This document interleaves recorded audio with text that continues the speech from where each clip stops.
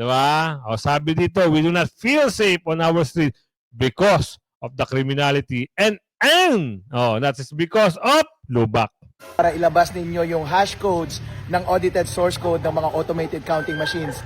Meron na pong agam-agam ang taong bayan na baka merong nakatanim na daya doon mismo sa source code ng makina. Pag nailabas nyo na po yung hash codes ng mga audited source code ng automated counting machines, pwede po namin ikumpara ito sa source code through the initialization report on the day ng final testing and sealing day at sa araw ng eleksyon. Nilang iboto sila na magkukunwari na tinutupad yung kanilang dating naipangako pero hindi. Giit pa ni Marcoleta, kawawa lamang ang mga magsasaka kung pipilitin ng pamahalaan na ibaba sa 20 pesos ang presyo ng bigas. Tiyak anyay mamumulubi ang mga magsasaka kapag sa ganitong murang halaga bibilhin ang kanilang mga ani. Naman, nandito na naman si Kuya Goods nagbabalik at syempre kung hindi ka pa nakasubscribe, pa-subscribe na lang po at hit mo na rin yung bell para lagi kang updated sa ating mga video at huwag nyo lang po basta-basta i-subscribe samahan nyo ng like at i-bell all nyo po para nakakatanggap kayo ng notification. Ngayon, ano meron mga kasama? DOTR nilaglag sino? Anak ng buge. Sino? O ang kanyang amo, bakit? Ano ang pag-uusap dito mga kasama? Ano na naman ang bagong balita? At ito, merong certified na daw, secure? Talaga ba? Yan ang hamon ni Atty. Respicio dito sa chairman ng Melek-Melek. Sana lang totoo. Dahil kung hindi, aba. Huwag naman sana At ICC dapat agad sumagot sa usaping jurisdiction sa Pilipinas. Kailangan talaga. Dapat, alamin nyo kung meron pa ba kayong jurisdiction sa Pilipinas o wala na. Dahil ang usapin dito, andyan ang aming presidente. Bakit hindi nyo pa pinapalaya? Kung wala naman palang jurisdiction, ano pang iniintay nyo? Yan ang dapat nating malaman ngayong araw at siyempre bibigyan natin ng reaksyon at dito sa patungkol sa 20 pesos na kilo ng bigas, ayan, political gimmick, ika nga. Yan ang sabi ni Senador Marcoleta. Diba? Ano ang gimmick na yan? Lahat yan ay gagamitin sa pamumulitika dahil bawal mamudmud ng pera Oo, kasi meron na hong nasampulan na sa Pasay ba yun? Parang nakitaan siya ng irregularidad, parang nakitaan siya na namumudmud ng kwarta, ayun, disqualified ang mama. Oo, pero siyempre, ito na, ipasok na natin ano yung pag-uusap dito. Bakit nasabing nilaglag? Ano ba ang meron? Tila inilaglag na rin si BBM ni Department of Transportation Secretary Vince Dizon. Totoo naman daw kasi at katotohanan lamang na hindi na daw safe ang taong bayan sa ating mga kakalsadahan. Ayon sa kanyang statement, people do not feel safe on our streets. Nakita nyo? Ayan sino nagsabi? People do not feel safe on our streets. That is the reality, the sad reality, and I've been directed by the President to the act and to fix it. Alright. Gabinete, nang nakaupo. Ano nangyari? Bakit ganun?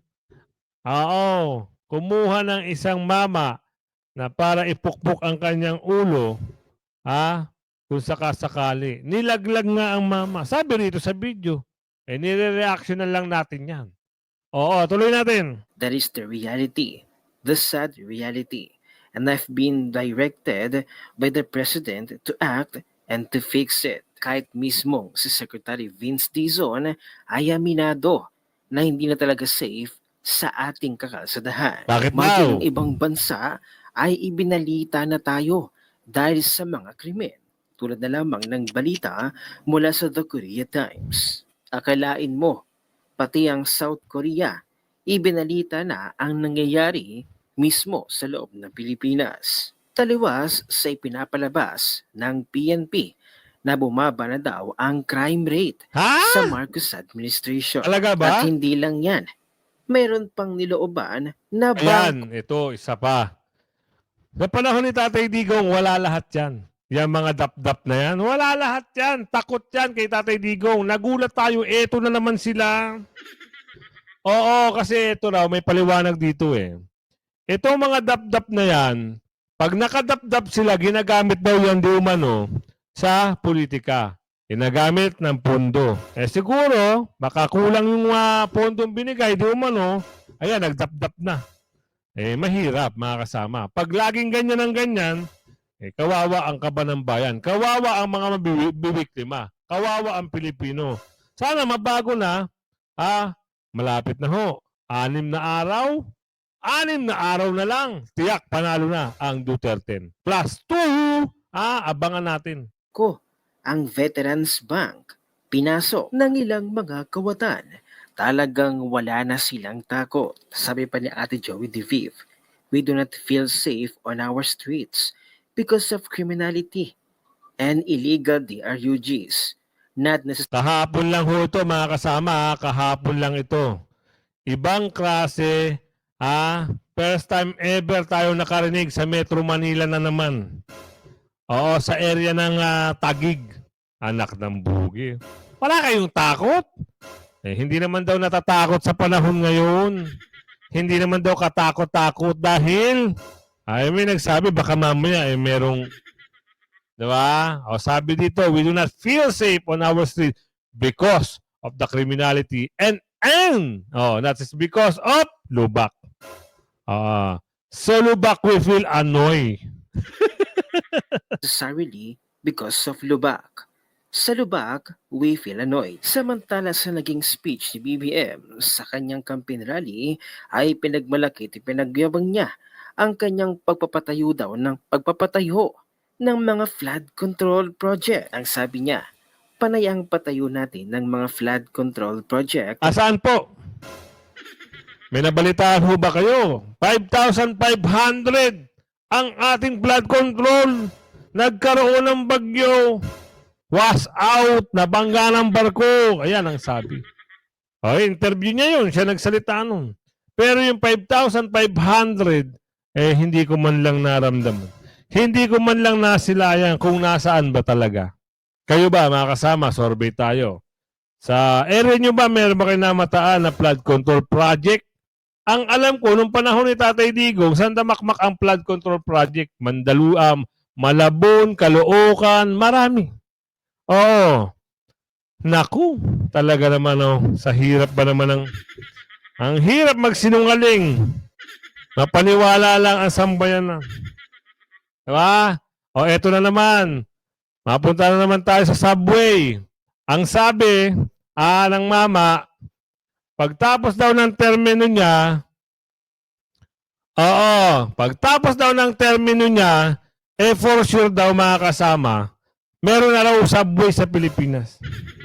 Anak ng bugi, ang subway na yan, pagkaupo ni Tatay Digong, nasimulan niya. Nagtaka nga kami, bakit hindi nalagyan ng pondo sa panahon ngayon? Bakit? Tapos ngayon, i-claim nyo, magkakaroon ng subway pagtapos ng termino. Hindi mo nga natuloy yung mga continuity. Asa na nga yung pinapagawa ni Tatay Digong? Na papuntang Cavite sa Nyog, asa na ba? Hanggang ngayon, andyan pa rin sa C5 extension. Diyos minimum Marimar, ano ba naman ito? Kakainis naman. Tapos ito sasabihin nyo, nako, Diyos minimum Marimar. Dahil nagbabago ang panahon at marami pa tayong kailangang gawin dahil pagdating ng mga bagyo, napakabigat ng sitwasyon. Alam naman natin na mangyayari yan. Kailangan nating mag-adjust. Kailangan nating pagandahin ang ating flood control. Ito ang sagot ni I.M. Sean Wayne. Noong last SONA ni Bangag Jr., sabi niya, meron 5,500 na flood control. Yan ang sabi niya noon. Wala pang ilang linggo, nakita natin ang resulta ng flood control. Think sa pag-fact check ni Inang Kalikasan. Napansin niyo ba na merong nanagot doon? Meron bang kinasuhan sa kapalpakan ng flood control na yon? Ilang tao ang nasawi dahil sa kapalpakan ng flood control? Wala tayong narinig na investigation or result ng investigation sa palpak na flood control. Tapos, yun, meron na naman sinasabi sa flood control. Ako, dalang-dala na dyan. Nakakatakot actually ang mga infrastructure na ginagawa ngayon ni Bangag Jr. Di ko alam. Ay, wait lang. Naku, hindi ko pa yung napasok. Sorry I-adjust ko na lang. Oo, hindi nyo narinig yung usapan eh. Ano ba naman yan? Oo. Ito. Ano natin ng konti. Fact check na Inang Kalikasan. Napansin nyo ba na merong nanagoton? Meron bang kinasuhan sa kapalpakan ng flood control na yon? Ilang tao ang nasawi dahil sa kapalpakan ng flood control? Wala tayong narinig na investigation or result ng investigation sa palpak na flood control. Tapos, yun, meron na naman sinasabi sa flood control. Ako, dalang-dala na dyan. Nakakatakot actually ang mga infrastructure na ginagawa ngayon ni Bangag Jr. Di ko alam kung gaano ka-reliable ang mga infrastructure na ginagawa sa panahon niya. At heto pa ang nakakatawa. Tila nangako na naman itong si BBM na bago daw matapos ang kanyang termino bilang Pangulo, Ayan na. magkakaroon na daw ng subway sa Pilipinas. Hello, proyekto yan ng Di ba yan ang sinasabi ko sa inyo mga kasama? Magkakaroon na raw, ha? Kay Tatay Digong pa yan eh. Huwag nga kami iba na lang. Sa grade 2 student, baka pwede nyo ipaliwanag at mapaniwala nyo. Pero yung taong bayan, at nakita yung pagbabago at panunukulan ni Tatay Digong, hindi nyo na maluluko. Di ba? Oh, doon pa lang sa groundbreaking niyan, yung tunneling, pagbubutas, at doon sa mga right of way na nakukuha, nasusubaybayan namin yan. Pero ngayon sasabihin nyo, wow! dating Pangulong Duterte. Tsaka aber. Ano ba ang sabi ni Department of Transportation Secretary Vince Dizon? Ang sabi lang naman niya, mukhang mahihirapan tayo na matapos yung subway ng 2028. Mukhang malabo po yan.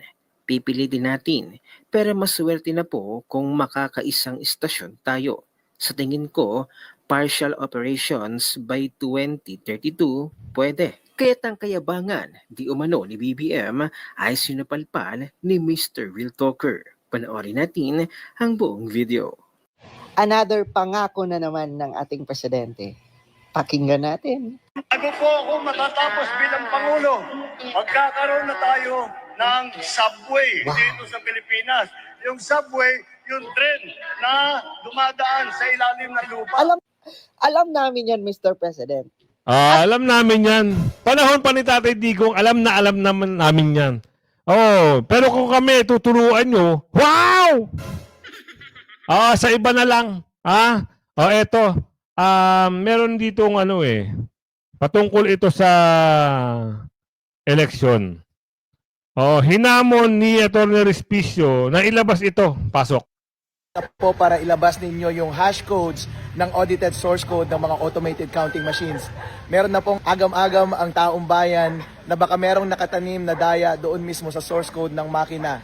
Pag nailabas nyo na po yung hash codes ng mga audited source code ng automated counting machines, pwede po namin ikumpara ito sa source code through the initialization report on the day ng final testing and sealing day at sa araw ng eleksyon. Kapag match po yung hash codes na dalawang ito, meron po kaming konting tiwala na pareho yung nakatanim na software doon sa loob ng makina at match po sila doon sa audited source code na nakadeposit sa Supreme Court at sa Bangko Sentral ng Pilipinas. Ang hash codes po ay isang string ng mga garbled na letters and numbers. Mga around 16 to 30 plus yung haba ng string na yon. Titignan nyo lang po kung match itong string na ito doon sa publicly available na hash codes na pinublish ng COMELEC. Kailangan nyo po itong tignan kung match yung dalawang yon para masigurado natin na yung laman na source code ay yun po yung totoo at dapat para hindi po tayo madadaya sa eleksyon. Maraming salamat po. Narinig nyo mga kasama. Narinig nyo. Eto sagot naman ng anong sagot nila? Eto. Totoo kaya itong sagot nila na to? Alamin natin ha. Pero siyempre, wag muna tayo masyadong magkatitiwala. Maging mapanuri muna tayo. Nakakuha na ng certification mula sa Technical Evaluation Committee ang Automated Election System o AES ng COMELEC para sa May 12 midterm elections. Ibig sabihin, ang lahat ng sistema ng poll body para sa eleksyon kasama ng overseas voting ay secured at gumagana ng maayos. Samantala, tinawag naman ng komisyon na fake news ang kumakalat na public advisory na inilipat sa May 10 ang halalan. Si Margot Gonzalez magbabalita. Isang linggo bago ang halalan sa May 12, nakakuha na ang COMELEC ng certification mula sa Technical Evaluation Committee na nagsasabing ang kanilang sistema sa halalan, kabilang na ang overseas voting and counting system, ay secured, malinaw at gumagana ng maayos. There is no more doubt that the systems na gagamitin po natin, transmission, fast track yung ating makina at yung ginagamit natin ngayon sa internet voting ay gagana ng maayos sa araw ng eleksyon. And this likewise had been strengthened by the findings initially dun ko sa ating final testing NCD. Samantala, tinawag ng COMELEC na isa ring fake news ang panibagong public advisory na inilipat daw nila sa May 10 ang halalan dahil sa inat ng panahon. Ayon kay Garcia, layon lang ng mga nagpapakalat ng fake advisory na ito na lituhin ang mga botante para mapababa ang voters turnout. Parehas ang format doon sa format na sinabi na kailangan ng national ID para makaboto. Yan po ay muli kasinungalingan na naman. Yan po ay ang ating po pinasinungalingan. Sinabi natin walang makakapigil sa kasalukuyan sa halalan sa Mayo 12 sapagkat yan mismo ay nakalagay sa ating saligang batas. Tuloy na tuloy po ang halalan sa lahat ng presinto sa buong Pilipinas sa Mayo 12. Ang efforts ng mga nagbibisinform or disinform ay pababain ang bilang ng mga botante na boboto. Siguro aalamin natin sino ba mabibinipisyohan kapag boboto ng konti lang ang mga botante natin o bababa ang bilang ng botante. Pinabatid naman ng COMELEC na sumulat sila sa Malacanang para hilingin na maideklarang holiday ang araw ng halalan sa Mayo 12. Samantala, nakadakta ng i-deploy sa araw ng Martes ang mga balotang nagkalaan para sa mga botante sa National Capital Region. Matatandaan na unang ibiniyahe ang mga balota na para sa mga malalayong lugar. Nung mga nakarang araw, Sabado, Linggo, hanggang ngayon, deployment na sa Luzon. At nung Sabado, yung Region 3 at saka Region 2 at dineploy. Bukas naman po ay NCR na. So mas maaga po ito na kahit paano para kung malaman natin kung meron na mali ang dala na balota o merong balota na kulang doon sa dapat na dadalan niya ng mga niga. So far, ito lang ha. Dahil sabi niya, maayos naman. Kasi tinanong ni Atty. Respicio eh. 'Di ba?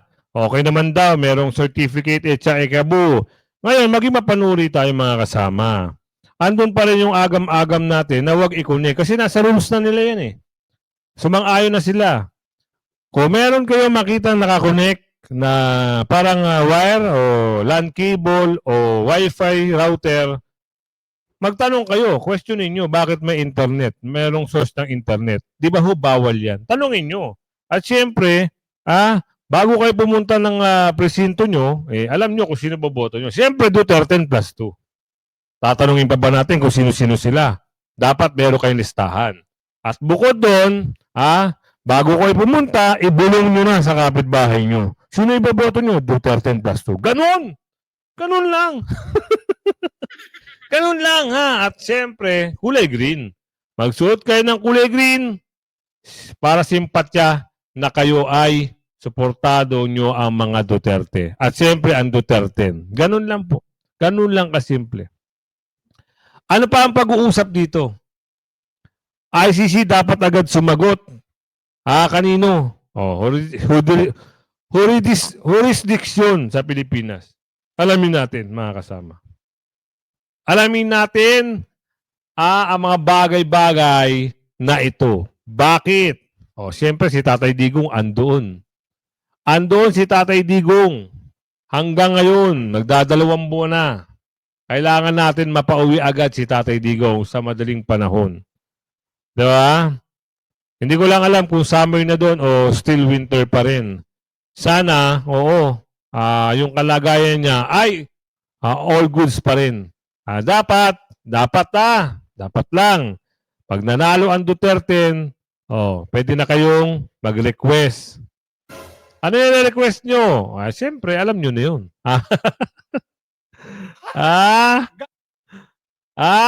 Alam nyo na yun. Ano request nyo? Pauwi si Tatay Digong. Ganun lang kasimple. Request nyo. Pauwi na si Tatay Digong. Nami-miss na namin yan.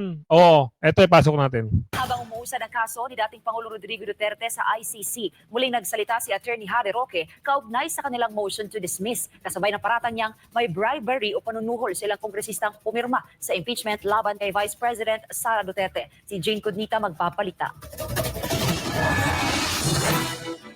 Formal lang naghain ang kampo ni dating Pangulong Rodrigo Duterte sa International Criminal Court ng motion to dismiss o kahilingang ibasura ang kasong kinahaharap ng dating Pangulo. Ayon kay dating Presidential Spokesperson Attorney Harry Roque, isinampa ang nasabing motion makalipas ang 50 araw. Isa itong hakbang na ayon sa kanya, sanay na ihain agad upang mas mabilis ang pag-usad ng proseso.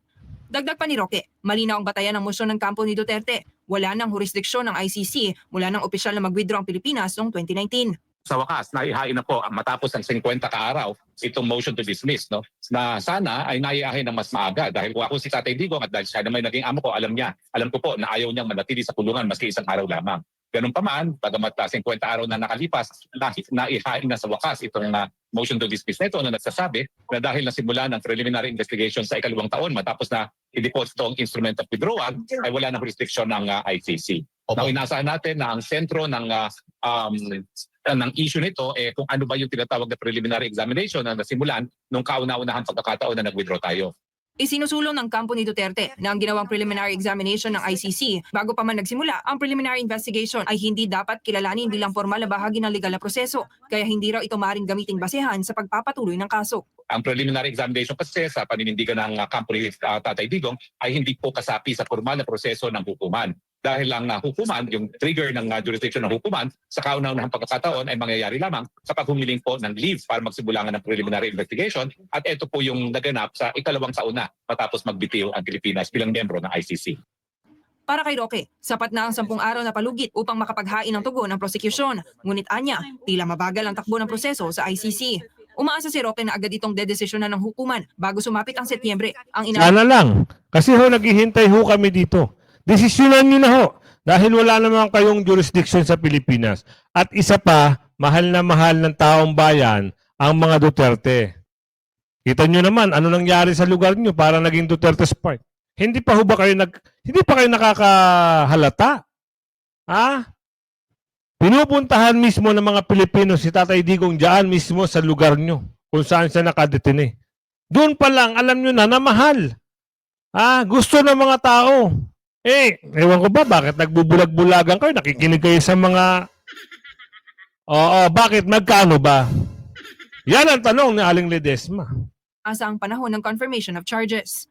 Samantala, gumugulong din ang usapin online hinggil sa kontrobersyang kinasasangkutan ng ilang kongresista na pumirma sa impeachment complaint laban kay Vice President Sara Duterte. Binigyang din ni Roque na hindi makatarungan kung ang paglagda ng mga mambabatas ay dahil lamang sa takot na mawalan ng ayuda o pondong nakalaan sa kanilang distrito, lalo na't ang pondo ay galing sa mismong kaban ng bayan. Malinaw po kung ang kanilang idadahilan ay para wag mawala yung benepisyo di umano, yung mga programa na ang pondo naman ay galing sa taong bayan, kaya sila pumirma ng impeachment. Malinaw po yan na yan po ay bribery. No? So lahat po ng tumanggap ng ayuda at iba pang mga biyernes galing sa gobyerno kapalit ng pagpirma dun sa impeachment ni Inday Sara Duterte, lahat po sila ay mga magnanakaw. Ayon pa sa kanya, hindi sapat na dahilan ang pangambang mawalan ng suporta sa nalalapit na halalan upang ipagpalit ang prinsipyo ng patas at makatarungang proseso. Gate ni Roque, kung may mga kongresistang tumanggap ng pondo o anumang pabor kapalit ng kanilang pirma, malinaw itong paglabag sa batas. Sa ngayon, wala pang opisyal na pahayag mula sa mga mambabatas na isinasangkot sa issue. Ngunit nananatiling mainit ang issue sa publiko, lalo na sa social media, kung saan kabi-kabilang batikos ang natatanggap ng mga sangkot na kongresista. Yan. Si kayo naman. Kumikita na kayo sa pandodorobo, sumideline pa kayo sa pirma. Nakasira tuloy yung mga pangalan nyo. Isa-isahin pa ba natin sila? Taga Laguna, taga Batangas, taga Lucena, taga La Union, taga Pampanga, 3 sa Maynila, isa sa Marikina, isa sa Antipolo, isa sa Surigao, isa sa... Di ba? Hindi lang yan, marami yan. Meron pa sa anak kayo ng Tipaklong. Sa bagay, pag natalo naman kayo, meron pa lang kayong palit-pato. Palit-pato ang tawag doon eh. 'Di ba? Kabig. Walang talo, walang 'di ba? Kabig lagi. Pag natalo sa eleksyon, kabig sa pera. Yan ang sabi ni Aling Ledesma dito. Eto. Ano ito? Booking kayo, no? Na-booking kayo ni Senador Marcoleta. Hindi na uubra ang mga panggaganso. Sabi ni Aling Ledesma. Ang alin? Oh, happy? Oo, happy ang sambayan ng Pilipino pag mamarinig nyo. Itong, atong sasabihin ni Senador Marcoleta. Ano ito? Pamumulitika lang lahat dyan. Ng bigas na yan, ayuda na yan. Napatunayan na yan. Kaya mas maganda na patigil. Dumabang kayo ng patas. At ayan, ay pera ng taong bayan yan. Ginagamit na. Panilaw. AX, tupad, bigwas, na mabantot, na maitim. Lahat yan. Imbis na mapasana all ang mga Pilipino sa 20 pesos na bigas na inaalok sa Visayas, ay wag na lang daw. Ang murang bigas daw kasi, gimmick lang ng gobyerno ayon sa isang mambabatas. Sabi nga ni Congressman Rodante Marcoleta, imposibleng magtagal ang panlolokong ito ng gobyernong Marcos Jr. lalo't isinagawa ito sa gitna ng papalapit na eleksyon. Si Paul Montibon magbabalita. Ang pamamahagi ng tig 20 pesos na bigas sa Visayas ay itinuring ng marami bilang isang political gimmick ng administrasyon ni Pangulong Bongbong Marcos Jr. Ayon kay senatorial candidate Rodante Marcoleta, malinaw na hindi pagtulong sa mahihirap ang tunay na motibo ng gobyerno, kundi gamitin ang mga tao bilang kasangkapan upang makuha ang kanilang boto. Ito'y lalo pat may mga kandidatong iniendorso si Marcos Jr. para sa darating na May 12 midterm elections. Para kay Marcoleta, isang uri ng panlilinlang ang pagbebenta ng murang bigas na ang layunin ay ang ligawan ang mga botante sa pamamagitan ng mga maling pangako. Makikita mo naman yung tiempo ng pagkakagawa nila, di ba? Sana hindi mailigaw ang mga tao na ito ay political gimmick lang yan. Ito lamang ang paraan para maganyak nilang iboto sila na magkukunwari na tinutupad yung kanilang dating naipangako. Pero hindi. Giit pa ni Marcoleta, kawawa lamang ang mga magsasaka kung pipilitin ng pamahalaan na ibaba sa 20 pesos ang presyo ng bigas. Tiyakan niya'y mamumulubi ang mga magsasaka kapag sa ganitong murang halaga bibilhin ang kanilang mga ani. Ang babagsak dito, yung presyo ng palay, lalong kawawa na naman ang mga magsasaka. They're sending the worst message to the farmers na talagang wala silang malasakit sa mga farmers. Tama. So, nag-isipin ito. Tapos yayabangin nila. Bubuhay nila agrikultura. Tapos mamimili sila ng murang palay. Ibibenta nila ng Diyos mio, Marimar. Common sense daw. Gamamit ng common sense. Hindi nyo na maloloko ang mga Pilipino. Buti andito si Senador Marcoleta. Tandaan, Duterte plus 2. Para matapos lahat ng mga pandodorobo ng mga uhaw sa kaban. Talagang pansarili na naman ang kanilang iniisip. Alam nila ito, huwag na tayo maglokohan. Bukod pa rito, isa rin anyang malaking insulto ang 20 pesos na bigas, lalo pat nabalitaan niyang hindi pang tao ang kalidad nito. May mga reklamong mabaho at may bukbok ang mga bigas. Isang malinaw na pagpapakita ng kawalan ng malasakit sa pamilyang Pilipino na umaasa sa pamahalaan para sa kanilang mga pangunahing pangangailangan. Babalitaan ko rin, marami nagsasabi na marami bukbok daw at hindi na makain. Parang totoo nga kasi saan ka kukuha naman ng dinurado halimbawa ang quality pagkatapos 20 pesos. Totoo Sabi nga. noon ni Vice President Sara Duterte, ang murang bigas ng pamahalaan ay hindi pang tao, kundi panghayop. Isang matinding pahayag na nagdulot ng kontrobersiya. Ang gobyernong Marcos Jr. nauna nang nangako ng murang bigas sa una nitong taon sa panunungkulan, pero ngayon lang ito na ipatupad. Yun nga lang, at eksaktong sa panahon naman ng eleksyon. Dahil dito, di maiwasang ituring itong isang estratehiyang politikal para makahakot ng suporta para sa mga kandidato ng administrasyon. Para sa So yan. Ganyan sila maglaro. So gagawa sila ng gimmick. Oo, akala naman kakagatin na sambayan ng Pilipino dahil mura nga yung bigas mapanuri ang mga Pilipino. Magtataka sila bakit mura. Anak ng tipaklong may bumili sa Bisaya, kulay itim, may amoy. Happy ka ba doon? Talagang mapapamura ka na lang talaga. Mapapamura ka na lang talaga pag nakita mo yung bigas.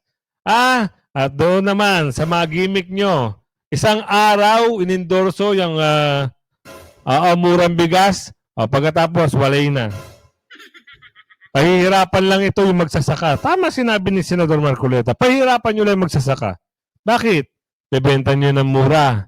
Ay buti sana kung yung dinurado o laon niyang ibibenta nyo. Bibili nyo yung laon na 20, sabihin natin, bebenta nyo ng 20. O magkano bibilin sa palay? 10. Wow naman. Kawawa naman yung mga magsasaka. Nagtatanim yung likod. Balubaluktot na. Mag-aani pa sila, mag-aarkila pa sila ng tagagapas. O kaya traktora. Tapos ganung presyo lang. Dapat nga kayo magbigay ng mga sa magsasakay, ng mga binhi, libre. 'Di ba? Kaso nga lang, merong mga durobo, ginagamit itong mga ito. Magsasaka, kunyari, bibigyan ng pondo, yung pala hindi. Ginagamit lang yung pangalan, kinukuha yung pangalan, o eto yung binigyan namin ng mga libreng binhi. Pero binubulsa na ng mga durobo. O, merong instances na ganyan, may kasong ganyan. Binulgar yan, nung nakaraan. Asa na, yung mga irrigation. Mga durobo talaga. Hindi na kayo nagtanda. Kayo nagpapahirap sa Pilipinas. Dapat nga, wala na yung mga ganyan eh. Mga representative party list, wala na dapat yung mga ganyan. Yung mga congressman, wala na dapat. Dapat namumuno, 1-2 lang. Tapos, para wala nang puntahan yung ibang pera. Kasi pag pumunta ito sa mga durobo, ayaw nang bitawan. Gagawa na lang, mamagikin na lang yung dokumento. Oh, tama. Oh, sabihin nyo hindi. Tama-tamaan, bato-bato sa langit, ang tamaan, pangit. Oh, sabi ko sa inyo mga kasama, abang-abang lang kayo lagi. I-like, share nyo yung video mga kasama ha? At abang kayo sa ating mga daily upload. Hanggang sa muli, bye-bye!